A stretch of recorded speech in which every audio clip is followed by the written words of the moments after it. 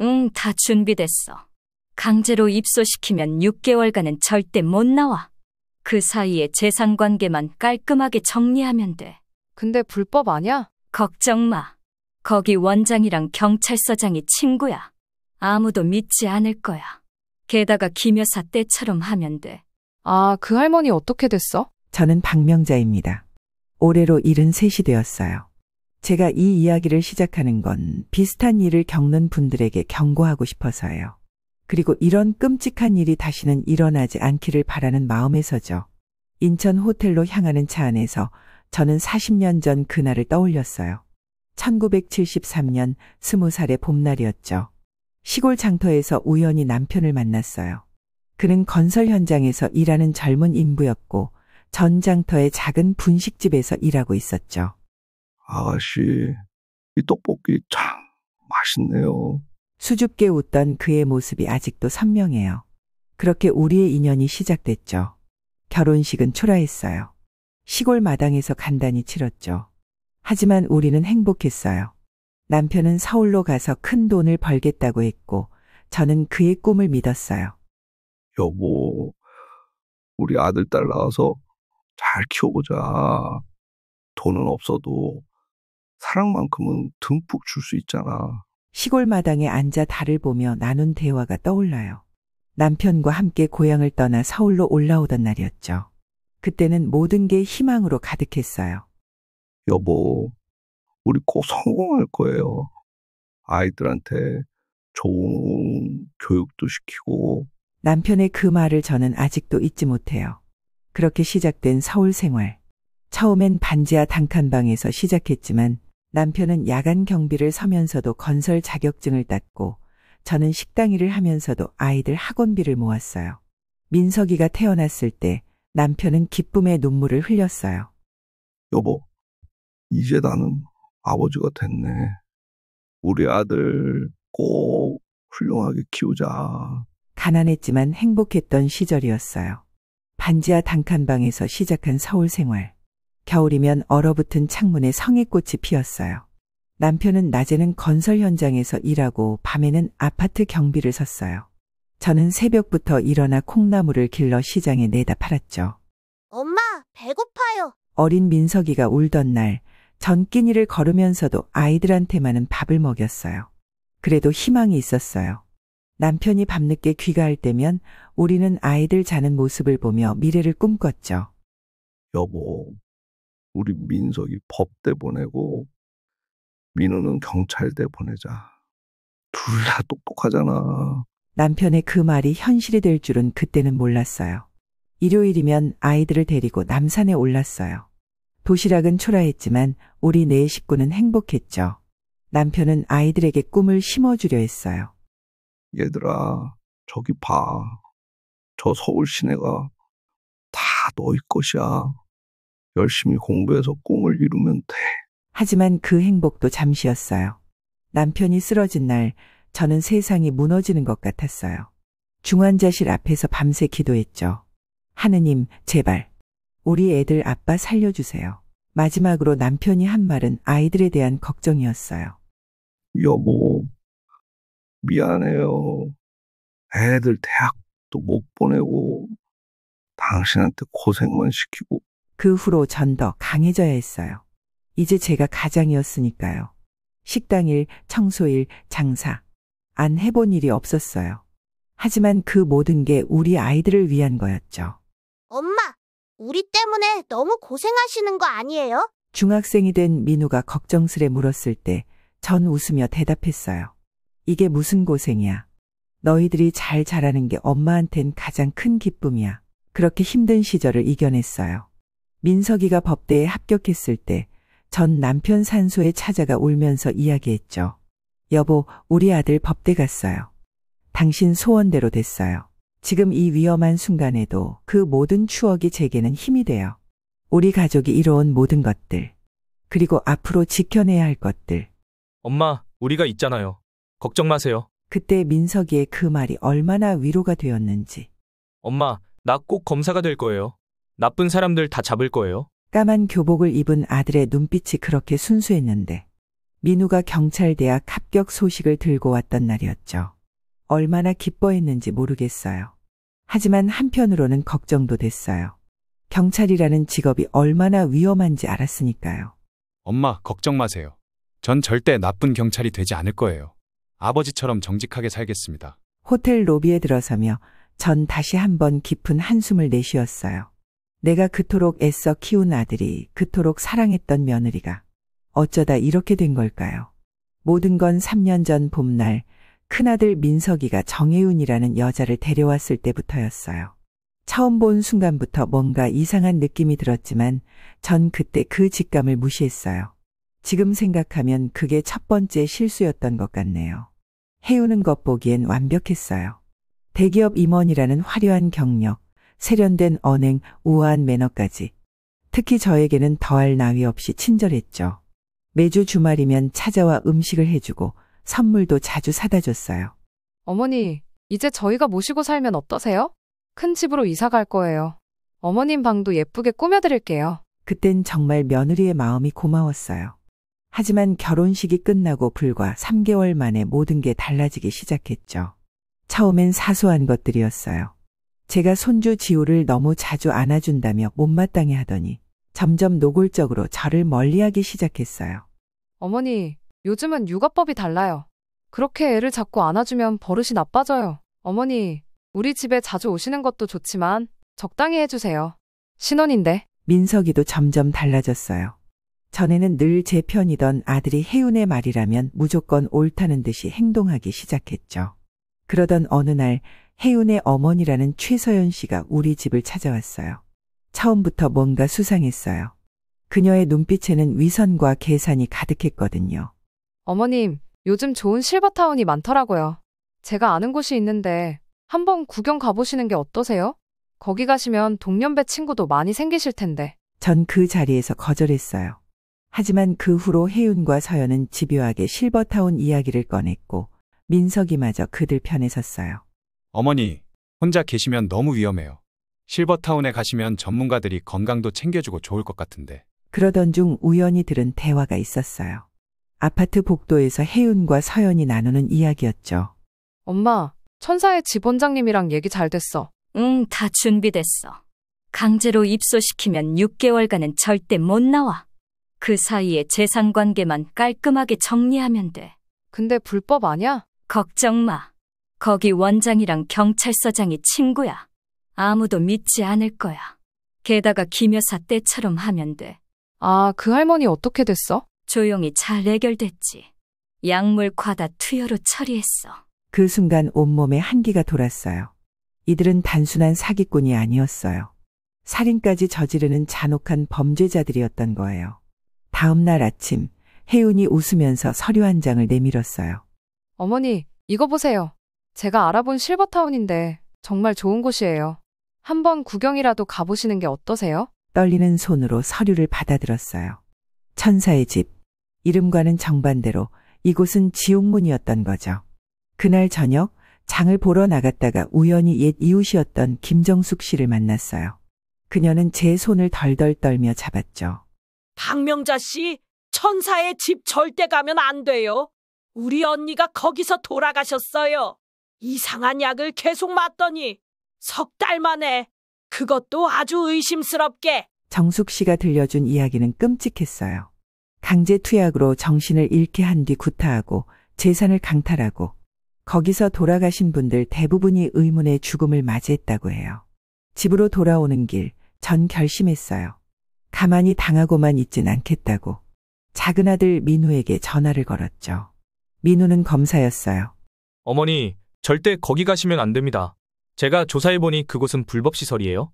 게다가 형수님과 최서연 씨에 대해서도 알아낸 게 있어요. 민우가 보여준 자료들은 충격적이었어요. 혜윤은 전문적인 사기꾼이었고 이미 2번의 결혼과 이혼 경력이 있었죠. 전 배우자들의 부모님들도 비슷한 수법으로 재산을 빼앗겼다가 모두 의문의 죽음을 맞이했다고 해요. 더 놀라운 건 최서연의 정체였어요. 그녀는 혜윤의 친어머니가 아니라 공범이었던 거예요. 전국의 불법 요양원을 함께 운영하며 노인들을 착취하는 조직의 일원이었죠. 어머니, 이들은 지난 5년간 최소 12명의 노인을 이런 식으로 해치워왔어요.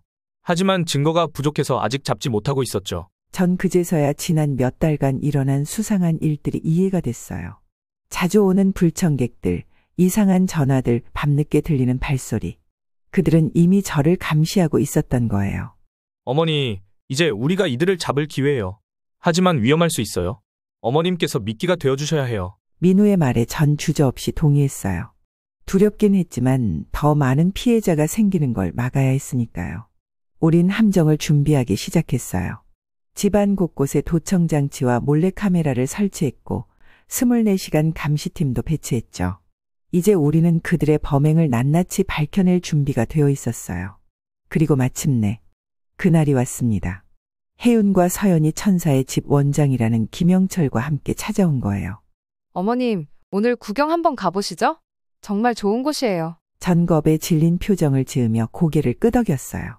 이제 시작이었으니까요. 우리의 복수가, 정의가 시작되는 순간이었습니다. 천사의 집으로 가는 차 안에서 저는 떨리는 마음을 진정시키려 했었어요. 고급 세단의 운전석에는 김영철 원장이, 저는 뒷좌석 가운데 양옆으로는 혜윤과 서연이 자리 잡았죠. 마치 죄수를 호송하듯이요. 어머님, 정말 좋으실 거예요. 제가 엄선한 곳이에요. 혜윤의 달콤한 목소리에 이제는 섬뜩한 냉기가 느껴졌어요. 차는 서울 외곽의 한적한 곳으로 향했어요. 도로 옆으로 울창한 숲이 이어졌고 점점 인적이 드물어졌죠. 30분쯤 달렸을까 높은 담장으로 둘러싸인 건물이 나타났어요. 겉보기에는 정말 고급스러운 실버타운이었어요. 하얀 대리석으로 지어진 4층 건물, 잘 가꾸어진 정원, 분수대까지. 하지만 자세히 보니 이상한 점들이 눈에 띄었죠.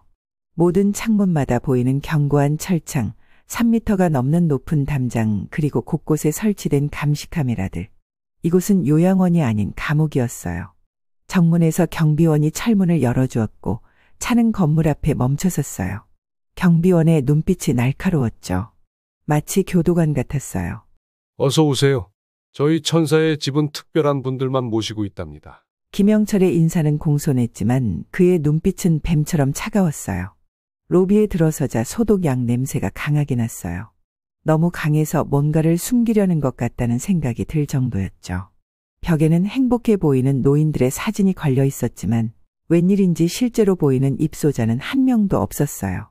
어머님, 저희 시설을 구경시켜 드릴게요. 김영철이 앞장섰고 혜윤과 서연은 마치 도망가지 못하게 하듯 저를 양옆에서 부축했어요. 시설을 둘러보는 동안 저는 민우가 알려준 대로 곳곳에 이상한 점들을 주의 깊게 살폈어요. 옷에 달린 특수 카메라가 모든 것을 촬영하고 있었죠. 복도 끝에는 이중 잠금 장치가 달린 문들이 있었어요. 특별 케어실이라고 쓰여 있었지만 그 안에서 들리는 희미한 신음소리는 분명 고통스러워 보였어요. 간호사들은 수상한 주사기를 들고 분주히 돌아다녔고 경비원들은 마치 폭력 조직 같은 느낌을 주었어요.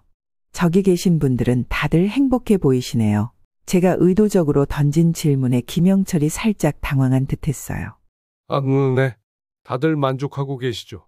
특별 관리를 해드리니까요. 그의 특별 관리라는 말에 숨겨진 의미가 무엇인지 저는 이미 짐작하고 있었어요. 그때였어요. 복도 끝에서 한 할머니가 비틀거리며 나오시는 게 보였어요.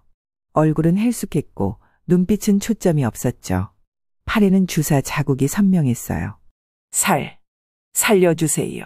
할머니의 희미한 목소리가 들렸어요. 순식간에 간호사 2명이 달려와 할머니를 데리고 갔어요. 약 드실 시간이에요. 어서 들어가세요. 그들의 손길이 얼마나 거칠었는지 할머니가 비명을 지르는 소리가 들렸어요. 저기, 그분은 왜 저러시죠? 제가 물었더니 혜윤이 재빨리 답했어요. 치매 증상이 심하셔서 그래요. 걱정 마세요, 어머님. 잘 돌봐드리고 계시니까. 그녀의 설명은 너무나 자연스러웠지만 그만큼 섬뜩했어요. 우리는 2층으로 올라갔어요. 그곳에는 건강검진실이라고 쓰인 큰 방이 있었죠. 하지만 안을 들여다보니 의료기구들보다는 묶는 도구들이 더 많아 보였어요. 여기서 정기적으로 건강검진을 해드려요. 어르신들 건강이 최우선이니까요. 김영철의 설명이 이어졌어요. 3층에는 개인실들이 있었어요. 겉보기에는 고급 호텔 같았지만 문마다 달린 잠금 장치는 밖에서만 열 수 있게 되어 있었죠. 어머님 방은 여기로 준비했어요. 전망도 좋으시죠? 혜윤이 한 방의 문을 열었어요. 방은 정말 고급스러웠어요. 하지만 창문의 철창이 더 눈에 띄었죠. 게다가 곳곳에 설치된 감시 카메라는 사생활이란 게 전혀 없다는 걸 말해주고 있었어요. 어머님, 시설은 입소하시면 3개월은 의무적으로 계셔야 해요. 적응하시라고 그래요. 혜윤의 말에 숨겨진 의미를 저는 잘 알고 있었어요. 3개월이면 충분히 재산을 빼앗고 증거를 인멸하기에 충분한 시간이겠죠. 계약금은 얼마인가요? 제가 물었더니 김영철이 서류를 내밀었어요. 5억입니다. 여기에 사인만 해주시면 돼요. 재산 관리도 저희가 대신 해드리고요. 편하게 지내실 수 있으실 거예요. 그들은 제가 서류를 검토하는 동안 승리의 미소를 지었어요. 서연은 이미 핸드폰으로 누군가에게 문자를 보내고 있었고 혜윤은 자신감에 찬 표정이었죠. 하지만 그들은 몰랐어요. 이미 건물 전체가 특수수사팀에 의해 포위되어 있다는 사실을. 제 옷에 달린 카메라가 모든 증거를 수집하고 있다는 것도. 그때였어요. 갑자기 시설 전체에 요란한 사이렌 소리가 울렸어요. 전원 제자리에 멈추세요. 이곳은 경찰에 포위되었습니다. 민우가 이끄는 특수수사팀이 순식간에 건물 안으로 들이닥쳤어요. 김영철은 도망치려 했지만 곧 제압됐고 혜윤과 서연도 수갑이 채워졌죠. 이게 무슨 짓이야? 난 법대로 운영했다고. 김영철이 소리쳤지만 이미 모든 증거는 확보된 후였어요. 수사팀은 건물 전체를 수색하기 시작했어요. 그리고 지하실에서 충격적인 광경이 발견됐죠. 좁은 방에 갇혀있는 노인들, 약물 주입 흔적이 가득한 팔들, 구타당한 흔적들. 심지어 몇몇 방에서는 수갑과 묶는 도구들도 발견됐어요. 이런 짐승 같은. 이건 고문이에요. 한 형사가 분노에 떨며 말했어요. CCTV 영상과 컴퓨터 하드디스크도 모두 압수됐어요. 그 안에는 더 충격적인 증거들이 가득했죠. 지난 5년간 이곳에서만 23명이 돌아가셨어요. 모두 의문의 죽음이었습니다. 민우의 보고에 모두가 경악을 금치 못했어요. 혜윤은 체포되면서도 뻔뻔했어요. 난 그저 노인들을 돕고 싶었을 뿐이야. 이게 왜 범죄가 되는 거지? 하지만 그녀의 휴대폰에서 발견된 동영상은 그들의 실체를 적나라하게 보여주고 있었어요. 봐, 이 늙은이들 약 먹이면 얌전해져.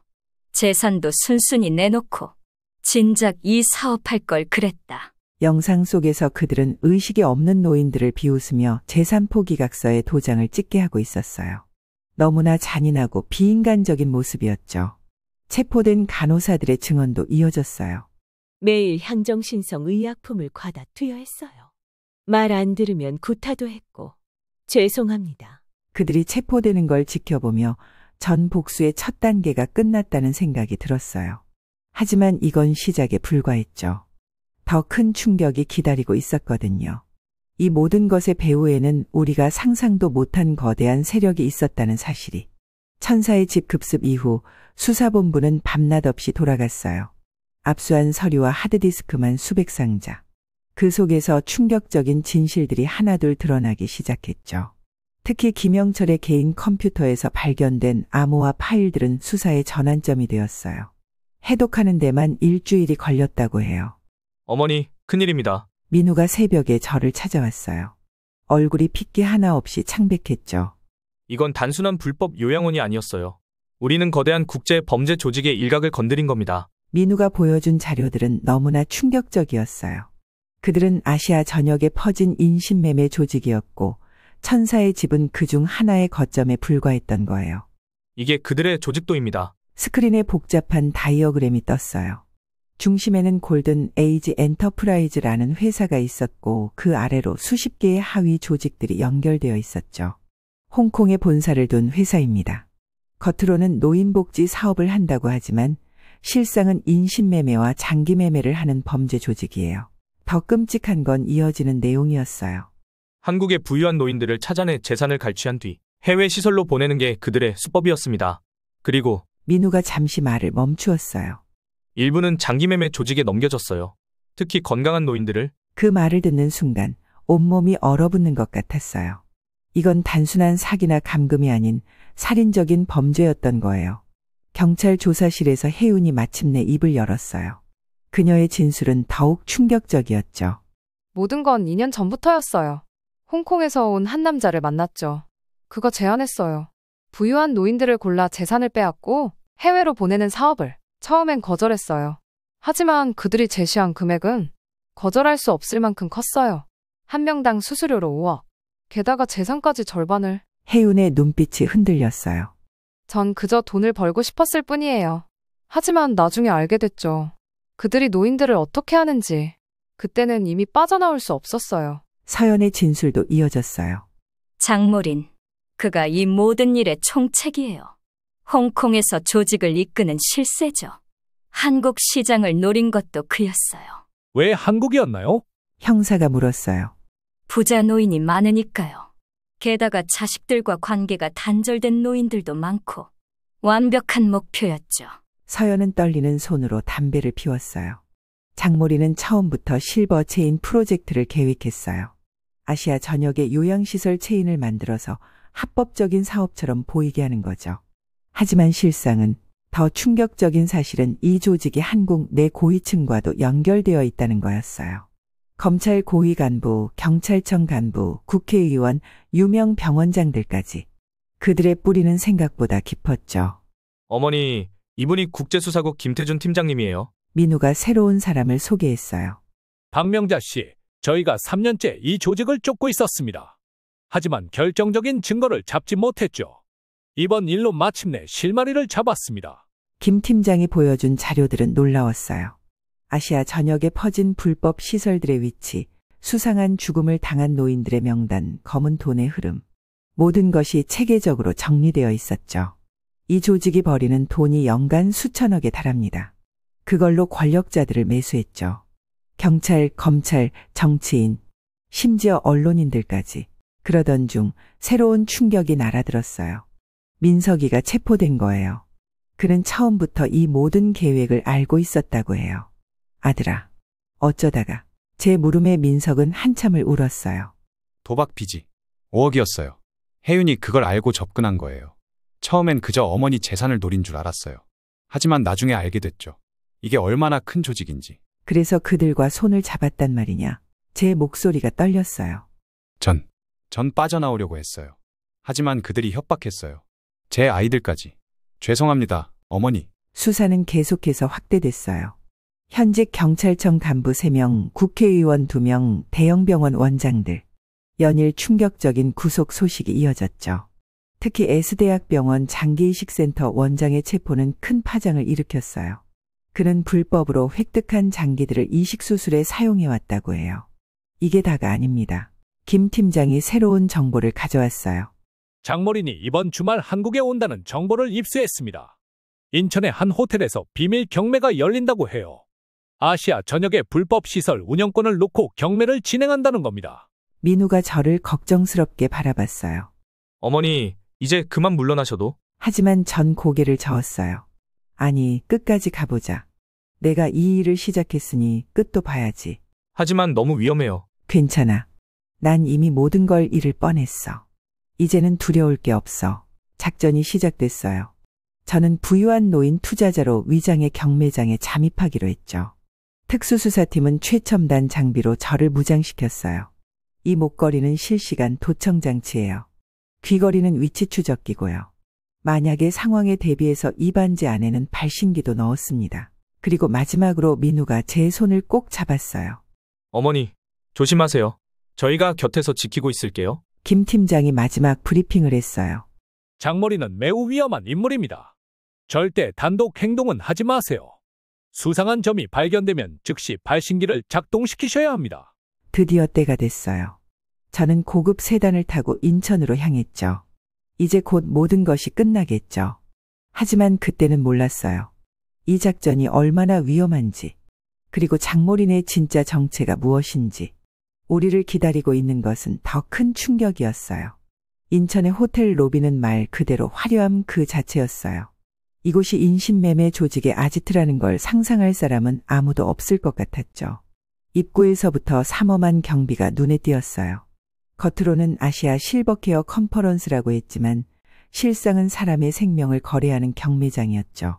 박 여사님, 이쪽입니다. 검은 양복을 입은 남자가 저를 안내했어요.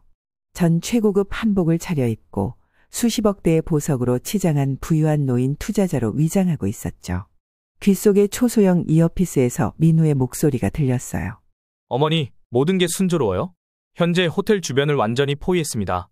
장모리는 아직 도착하지 않았어요. 지하 2층으로 내려가는 동안 저는 주변을 면밀히 살폈어요.